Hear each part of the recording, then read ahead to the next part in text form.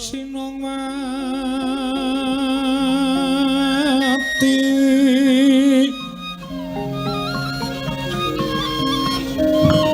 Sinong mati jagat kinari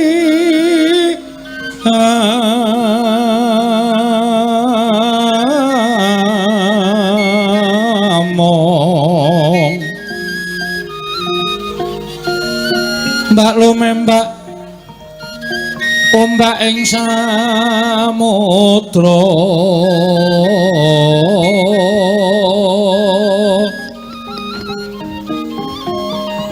ae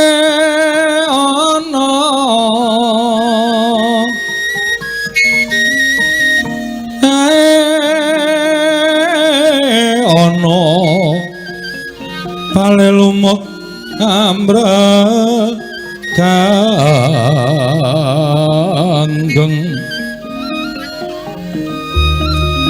awita denceng-dencengan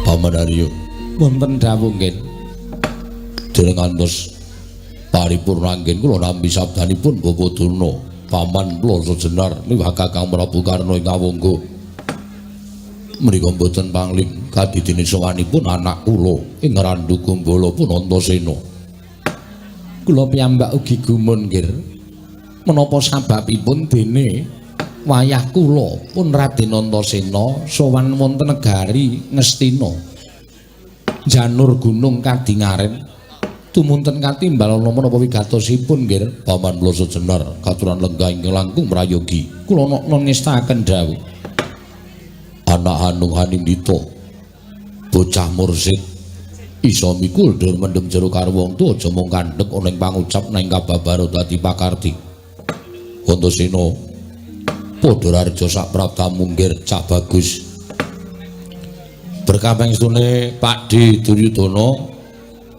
selamat tekaku Pakde aku ngaturke sembahku katur yo tak tampa ora liwat pangestu ning wong atuh amung Astina Tampanana tak gegem dadekake jimat wayah Mas katuran karaharjan rawuhipun nggih simbah ploso jenar selamat tekaku Mbah aku ngaturke basaku katur yo Mbah kula tampi nggih kula tampi sinten ingkang nderekaken yo mung ijen wae kok Mbah nggih dipun sekecaken anggenipun lenggah wis ora kurang kepenak praptaku nang negara Ngastina simbah patih ploso jenar gandak bleguduk soal gembol sumorante hawala Antasena ku padha raja sak praptamu nggih putuku cah bagus putuku cah Dlonet Antasena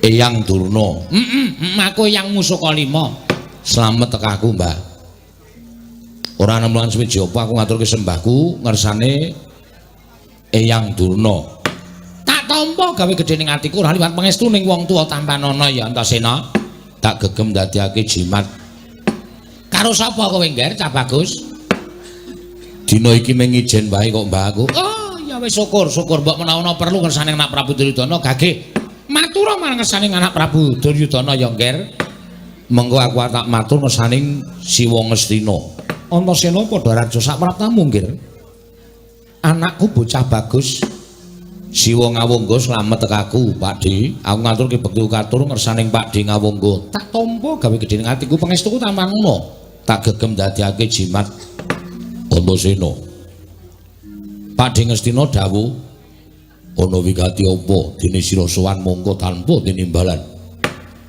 sing gedhe pangapuramu ya Dik sowanku ana negara Ngastina iki nuwun sewu nadyan iki nedeng pasewakan aku gawe kaget penggaling Pakde Duryudana ning arep aku wis matur aku nuwun sewu yen to sowanku iki ora ana perlune karo Pakde Duryudana ora ana perlune karo panjenengan ingsun ora perlu mopo sowan ana ing negara Ngastina aku mau jane sowan iki ora niat ning negara Ngastina ning gandeng jujuk Sukalima ya kuwi ning ngene mbahku Simbah Durna Sukalima kok lawange digrendel Simbah Durna ora ana Monggo bareng aku takon karo cantrik-cantrik jarine sowan ning negara Ngastina.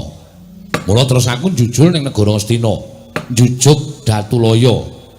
Umbul-umbul kekiter hangendanu ana ing kutha negara Ngastina kacena padhe nedhenganake pasewakan.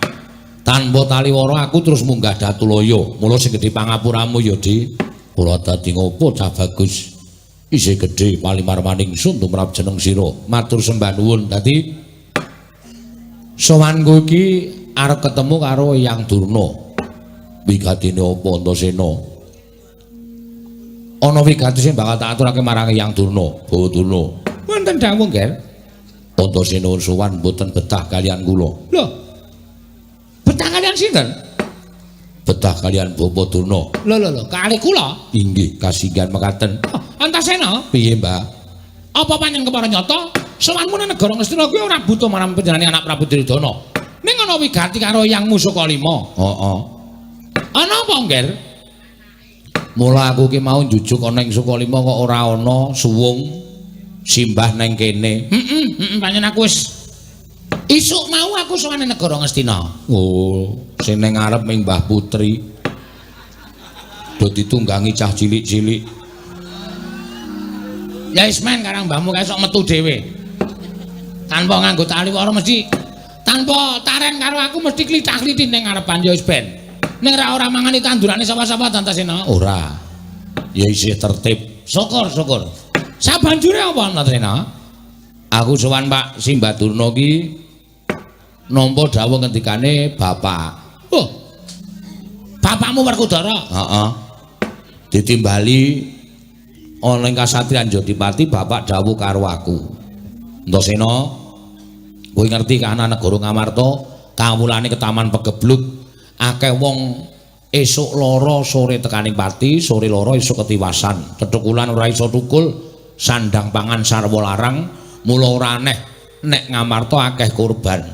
Kanen sing kaya mengene iki dadekake sedih wong tuamu kabeh. Monggo kowe ngerti, wis ora kurang-kurang nggone ngrawake Brahmana Winasih Sewa Sugata nimpuna resi ing diaturi rawuh ning negara Ngamarta, parandene gagar wigar tenantuk karya ora iso nambak lakuning Pegebluk sing tanduk nang negara Ngamarta. Terus aku matur bapak, lah kersane bapak piye? Kowe tak kongkon swana Eyangmu Durna kae guruku, kae sesembahanku. Mula nyuwuna pituduh yen pancen Durna ngerti, Bapak Durna ngerti jaluk ana pitulungan, syarate apa kudu iso ilang Pagebluk sing tumanduk ning negara Ngamarta. Nek nganggo syarat-syarate apa, nek nganggo pitukon-pitukone apa. Ngono kuwi. Terus aku mangkat iki. Ning nang dalan tak nam-nam, tak itung-itung, tak pikir-pikir, tak gelar, tak gulung. Ngendikane bapak kuwi tak estokke aku sowane negara Ngastina. Ning gandeng ki supaya mojoke karo Eyang Durna supaya gelem mikir. Mergo nuwun sewu panjenengan ki wis sepuh, nek ora dipojoki karo kahanan, kadang kala piyai sepuh ki sok emoh mikir. Mula tak pojoki karo kahanan. Lek marep mojoke kepiye karo aku? Eyang Durna tak aturi paring dawuh, srana apa sing kudu tak tindakake lan Pandhawa tindakake supaya negara Ngamarta waluya nirmala temah jati, jati temah mulya, ilang Pagebluk sing tumanduk ning Praja Ngamarta. Eyang Durna kudu paring dawuh, syarate apa, seranane kepiye. Nek Eyang Durna iso ngaturake aku matur nuwun, tak anggap Eyang Durna ki pancen gurune bapak. Yen perlu wiwit dina iki Antasena arep meguru karo Eyang Durna. Kuwi nek iso ngaturke. Nek ora iso, wiwit dina iki Eyang Durna kudu lunga saka Ngastina. Wiwit dina iki Eyang Durna kudu lunga saka negara Ngastina. Kok sik ta, kowe iki nek omong mbok nganggo tatanan. Tatanan piye? Ing atase kowe iki mung tuku kok nundung karo Begawan Durna kuwi terus derajatmu ki apa Antasena? Selagine bapakmu wedi karo aku kok kowe kok cumalana candaan, kowe kudu lunga saka paman kene. Sik. Sing do lenggah ning kene iki ora duwe hak tumrap negara Ngastina. Lho, kok ora duwe hak? Klebu Siwa Ngastina ki nun sewu lho Pak Di. Panjenengan kuwi ora duwe hak negara Ngastina. Ngastina ki take sapa? Ngastina ki take Pandhawa. Pandhawa ki sapa? Pandhawa ki bapakku. Bapak Werkudara ki panenggaking Pandhawa. Mula nek aku nundung karo wong sing do lenggah nang kene iki aku ki duwe wenang, duwe kewajiban. Mergo iki termasuk negaraku. Negarane bapakku. Sampeyan nang kene iki wong dedeple. Sinuwun Ngastina lenggah nang kene iki Pak Duryudana ki ming wong ngilih. Kala mangsa su dijaluk sing duwe dibalekke. Oh to Pak Di. Dos pundi Paman? Nggih ngoten mawon. Mbangane nyemelangi. Iya pancen bener. Simbah Patih Sengkuni iki sene dicoperle dadi patih ya ming keleleran ning Kloso Jenar. Glundang-glundung kaya bakul semangka ya, Mbah. Nggih. Aku ki anggere ketekan wong siji kok atiku kok tratapan. Padhe Ngawangga ku ya dedere Senopati, mongko gawe ning Ngawangga. Nek upama takon kundur, dheweke ya mesti kundur. Wong duwe hak aku tinimbane Padhe Ngawangga. Kabeh sing nang kene iki ora duwe hak ngungkuli Antasena. Aku ki anak Werkudara. Mula nek aku nundung Durna kuwi wis wangun. Wangun to, Mbak Patih? Wangun. Oh, ditundung sakniki mawon. Iso ra iso ngandhake tundung mawon. Sengkuni. Kok kaya ngono ya gunemamu. Wis ana wong kepepet kok malah diwenehi bumbu malah sing ora-ora. Wis, Simbah paring pangandikan tak tunggu. Nek iso paring pangandikan matur nuwun, nek ora kelambi apa-apa dikukuti leboki koper tak suwun sampean golek kontrakan liya. Wis ngono wae aturku tak anteni ngendikane Simbah Begawan Duna. Durnaina panalingane lara majaring ratri. Linenggak jangganira kapisanan.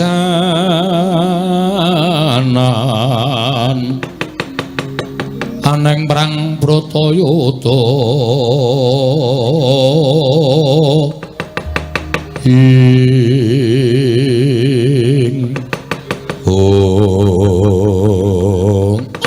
Gandang blaguduk suaru kembal Sumarante hawala yen kowe mau wartakon karo Begawan Durna apa to sababe negara Ngamarta kuwi ketaman pegebluk lan srana apa yang kudu tak tindakake supaya negara Ngamarta iso waluya nremel Temajati jati temamulya. Oh Antasena aku ikhlas menehake. Aku wis duwe gegebengan lan wis gumana musik ana nyati ning Begawan Durna. Sejati ning Ngamarta kuwi gampang gone gawe padang. Nanging merga saka gunemamu sing ora kepenak, merga saka omonganmu sing sajake ngembe ngias ngilani karo wong Ngastina. Apa ingkang tak jaluk paripaksa ora tak kandhake marang kowe. Lho kok malah nesu-nesu ngopo to, Mbah? Kowe kok duka ngopo karo aku? Mesti wae aku nesu karo kowe. Kowe bayi wingi sore. Ora wani nundung karo Begawan Durna. Aku ki pujangga nang kene. Sakarmu, kowe arep muni pujangga sakarmu, arep muni nujum sakarmu. Ning kowe nang kene iki wong neneka. Kowe nang kene iki wong dedeple. Apa dikira aku ora ngerti critamu? Loh, wong dedeple piye? Iki pujangga Paranpara. Rak saiki, biyen kowe iki wong ngemis goleke sego sepincuk Asatama. Apa aku dikira ora ngerti critamu? Antasena gak ngerti ya. Ngerti, Mbak. Mbak coba didongengke. Rasa. Senengane kok, Sengkuni iki senengane bungah nek aku kewirangan. Apa perlu didongengke, Mbak? Nek aku perlu supaya damang, supaya cetha. Damang apa? Senengane ora wis rasa ngono tak diceritake. Sampeyan biyen ming perkara njupuk Lengatala saka sumur sampeyan ngrakit suket dom-doman ya ora. Nganti gendhoga Lengatala munggah dhewe ning dhuwuring sumur disumurupi karo Kanjeng Eyang Dastarata. Ana piyayi kok ampuhe kegila-gila murut terus diangkat dadi guruning Kurawa. Kowe mbiyen nek ora pamer sulapan nang kene iki ra ndek pangkat. Ming perkara sukete iso ngunggahke derajatmu. Ming perkara sukete iso ngunggahke derajatmu. Lah saiki sikut kok tok babati tok nggo pakan Mbah Putri ayo. Wih apik tenan. Apik apa? Kaya ngono apik ora. Ya ta. Mula aku nundung karo sampeyan iki wis sak trepe, sadurunge Simbah Dastarata kuwi dadi ratu ning negara Ngastina. Sing dadi ratu kuwi Simbah Pandhu. Nanging Simbah Pandhu nalika semana murut ning Kasedan Jati manjing alam pamancap mapan tepet suci sinendal mayang dening para dewa weling karo Simbah Dastarata. Nek negara dititipke karo Simbah Dastarata, sak mangsa-mangsa wong tuaku Pandhawa wis dewasa kon balekke ning wangune ngemut gula krasa legi moh nglepeh. Kamukten sing semene gedene iki ora diparingi marang pepundhenku Pandhawa ning diparingi karo anake lanang ya kuwi sing jeneng Kurupati ya Pakde Duryudana kuwi. Apa to sok sababe iso diparingi dening Pakde Kurupati? Merga akal ukile nuwun sewu Patih Ngastina. Merga nek Ngastina iki bali marang panguwasaning para Pandhawa, Simbah Patih sengkuni kae ora duwe kelungguhan, ora iso slegrang-slegreng nyam Kamukten, ora iso mangani bondo negara Ngastina, ora sugih kaya saiki. Mula dheweke mbudidaya Pandhawa karo Kurawa tansah dibenthik-benthike saben dina.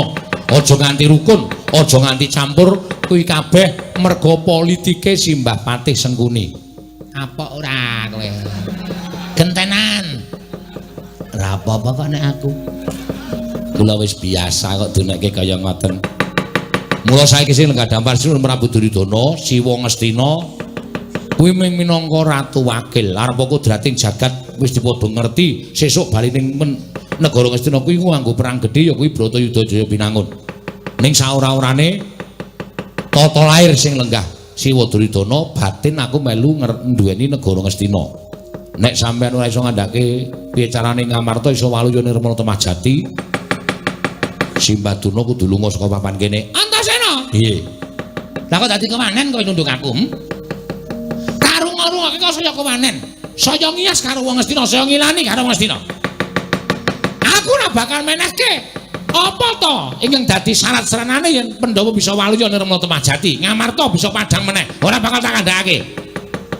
Nek ngono sampeyan tetep jarak perkara Antasena kudu nundung karo sampeyan. Loh, selagine bapakmu wedi karo aku. Lah kok kowe drajak karo wani karo Begawan Durna. Sing arep nggo menang apa? Tanteni njaba ya, Pak. Tanteni njaba. Rampung iki kowe perkarane karo aku diitung ning jaba. Aku padhangane wani, petengane apa meneh. Rupak wani, jembar wani. Loh. Syukur. Arep wangsulan apa kowe? Sampeyan wis marai mangkel atiku. Cetha nek sampeyan niku ora bakal ngandhakake negara Ngamarta kuwi isone waluya Nirmala Temahjati sebab apa? Wis saiki ngono wae. Sampeyan tak tunggu sak bubaring pasewakan, bubar pasewakan ora nemoni aku, tak goleki nggone tak jotosi nganti omong tak kandhani.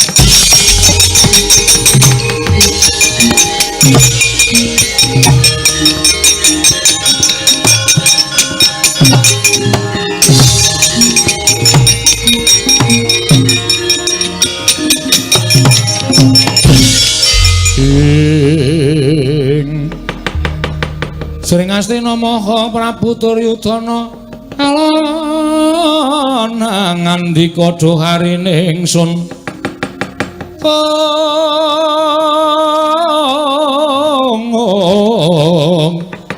harine ingsun Werkudara den kapareng kene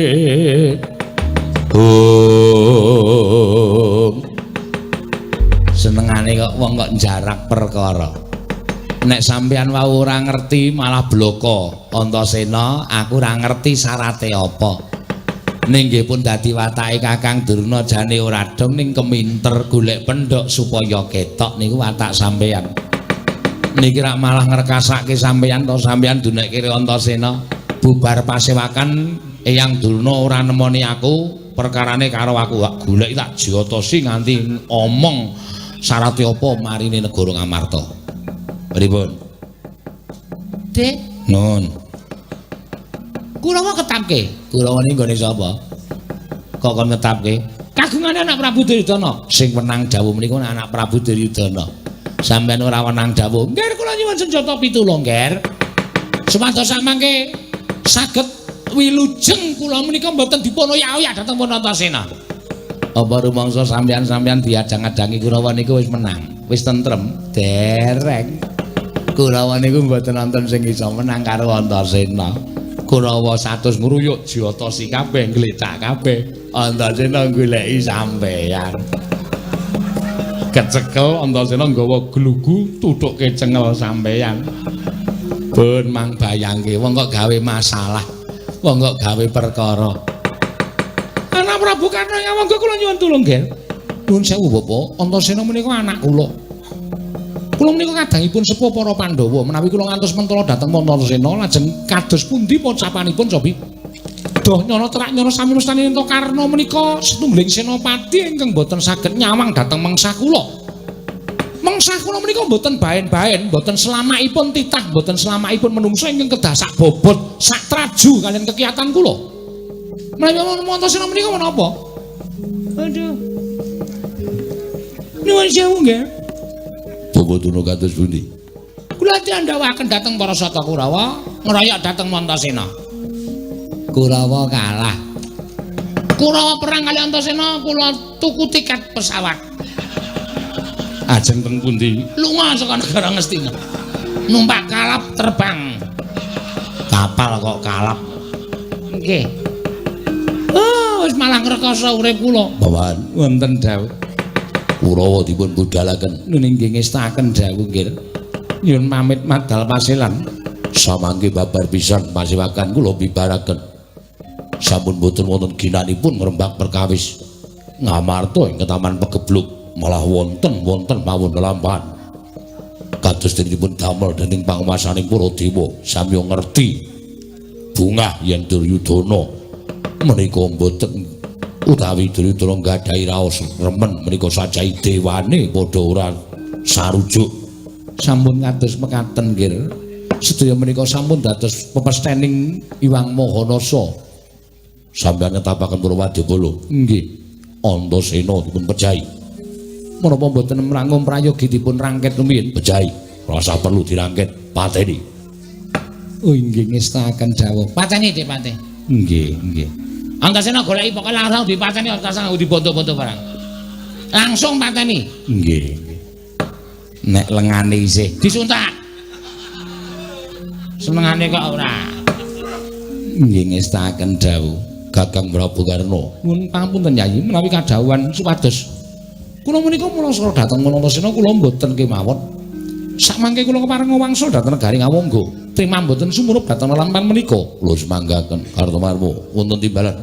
Budhana kang padha siping sun kudur kedaton. Kawula nun nyuwun pamit madal pasilan kaya sira ana dawuh maneh Dimas Kartomarmo.